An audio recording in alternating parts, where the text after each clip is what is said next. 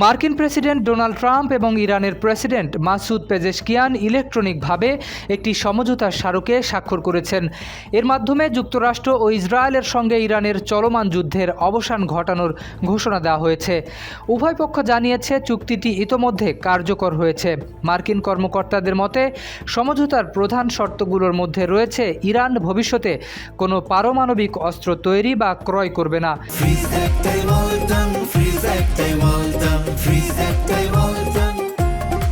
সব ফ্রন্টে যুদ্ধবিরতি কার্যকর হবে এবং হরমুজ প্রণালী পুনরায় উন্মুক্ত করা হবে। বৃহস্পতিবার আল জাজিরার প্রতিবেদনে এই তথ্য জানানো হয়। তবে সমঝোতা কার্যকর হওয়ার পরও লেবাননে ইসরায়েলি সামরিক অভিযান অব্যাহত রয়েছে বলে জানা গেছে, যদিও লেবাননের বিষয়টিও যুক্তরাষ্ট্র ইরান সমঝোতা স্মারকের অন্তর্ভুক্ত ছিল।